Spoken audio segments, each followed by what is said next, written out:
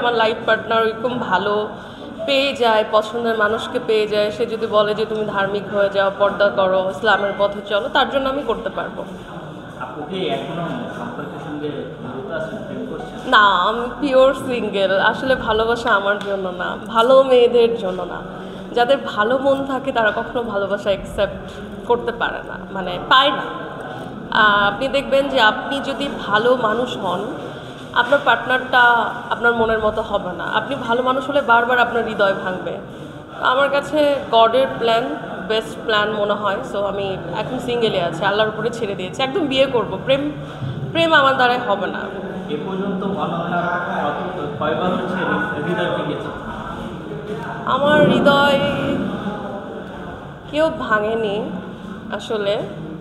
আমি ভালোবেসেছি, প্রেমে পড়েছি, বাট বনিবনা যখন হয় নাই, আমি সম্মানের সাথে বের হয়ে এসেছি।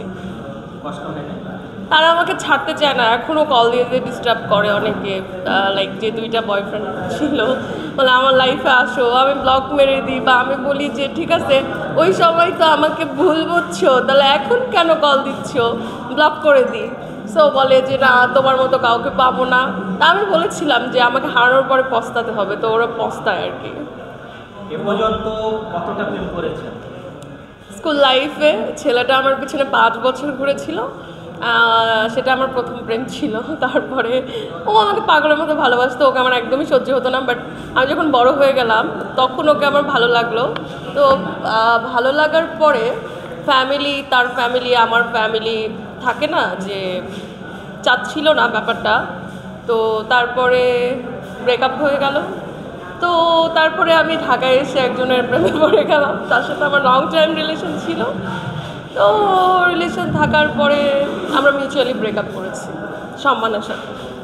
আজকে যে শাড়িটা পরেছেন খুবই সুন্দর লাগছে, আউটফিটের কস্টিংটা সম্পর্কে একটু বলবেন? আউটফিটের কস্টিং এটা আমার 30,000 টাকা অনলি। আমি 10 লাখ, 20 লাখ, 30 লাখ টাকা বলতে পারবো না, কারণ শাড়িটা হয়তো বা গর্জিয়াস বা সুন্দর, বাট খুব একটা বেশি দাম না।